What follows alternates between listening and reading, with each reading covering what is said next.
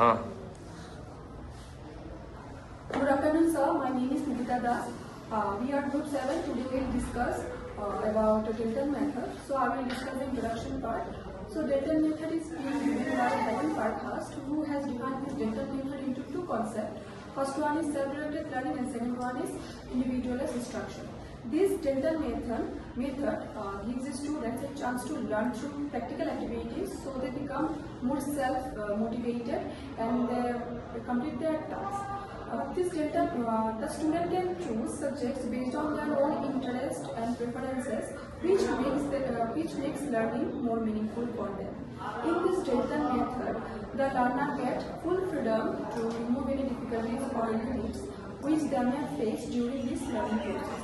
Dalton method also helps students to understand their own abilities, identity, and skills by giving them hands-on experiences.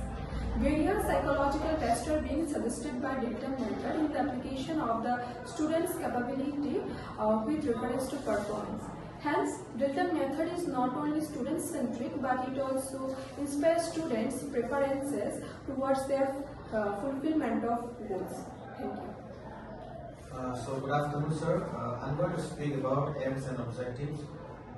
Here, the first one is to promote self-learning and responsibility among students. So in this point, we give a student a chance to do their work by themselves and to create new ideas among themselves and to be self-dependent in studies and in any other field. The second point, to develop cooperations and social skills. So in this point, we give a chance to students to build a good relationship with each other in every activities what they do, and we give chance them to do the activities together and give new learning ways and to keep a good relationship among themselves. In third point, we have to encourage freedom and creativity in learning.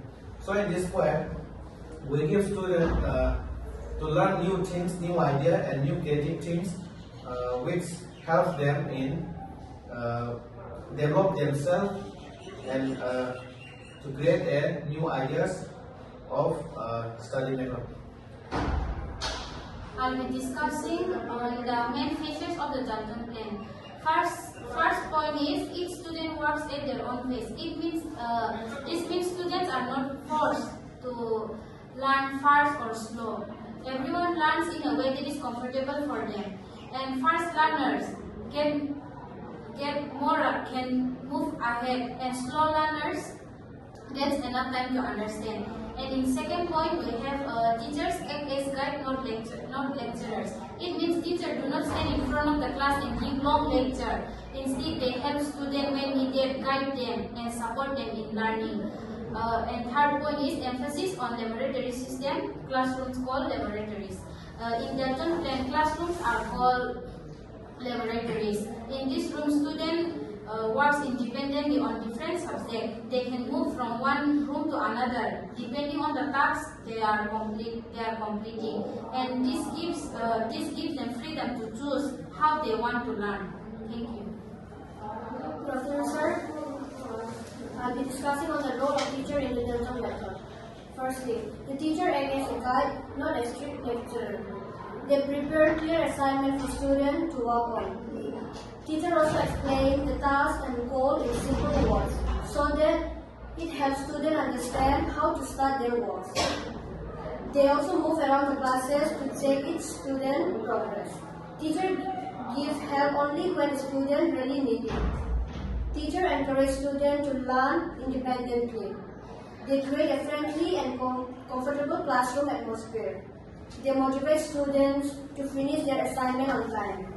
They support cooperation among students instead of competition. Thank you. Good afternoon, sir. My name is Simon Verma, and today I am going to discuss about the principle of Dalton method. Firstly, freedom. The students choose when and how to work. Here, the students are free to choose when they want to work and how they want to complete their tasks. They can plan their own time and way of learning. And secondly, cooperation, the students help and learn from one another. Here, students help each other in their works like a team and keep their good relationship among themselves. Thank you. Good afternoon, sir. Myself Supriya Devarma, and today I am going to discuss about the advantages of the Dalton method. Encourage self-discipline and independence. Students plan and manage their own work, which help them become responsible and independent learners. Develop responsibility and interest. This helps students take charge of their tasks and they feel more responsible and become more motivated and interested in learning. Thank you. Good afternoon, sir. Today I am going to discuss about the Dalton's method and its limits and criticism. The first point is it is difficult to apply in large classes because the teachers cannot give individual attention to every student. Managing many learners at different learning speeds becomes challenging and it is hard to organize activities effectively.